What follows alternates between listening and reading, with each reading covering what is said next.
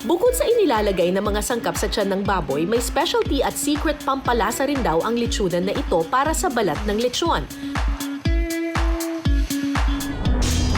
Sa round 2 ng ating kusina battle, magpapabilisan kaming magpahid ni Charis ng pampalasa at pampakulay sa mga baboy. Ituturo sa atin ngayon ni J.E. kung paano magpahid ng secret Ng ingredient marinade. nila. Ito yun, no? Yan yun. Parang dugo ata to, kuya. Di ba meron yung soft drinks, toyo, food coloring, soft drinks, salt? Soft drinks to? Oo.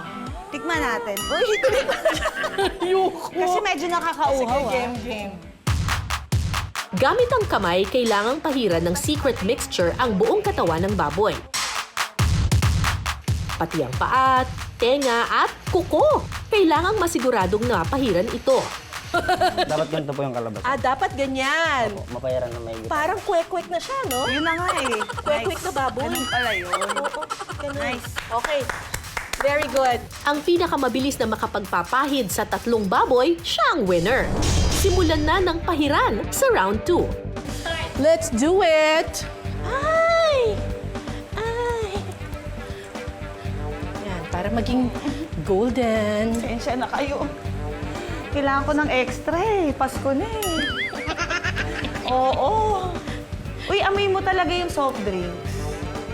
Amoy mo talaga siya. Naamoy ba? Naamoy ko siya. Bilaan mo Naamoy nga, ko rin Jo. to, hindi naghugas. Hindi mo ako maaano. Galingan na natin, nandito na tayo eh.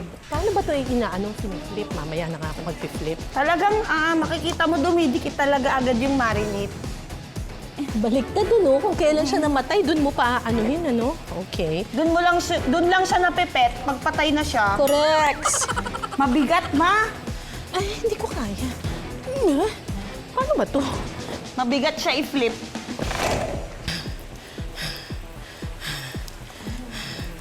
Pahid all the way na para bang mga painter.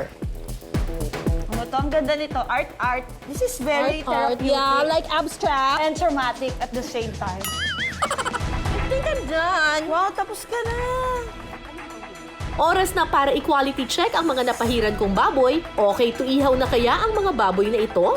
Quality control nito. Kailangan pala tatatakpan lahat daw.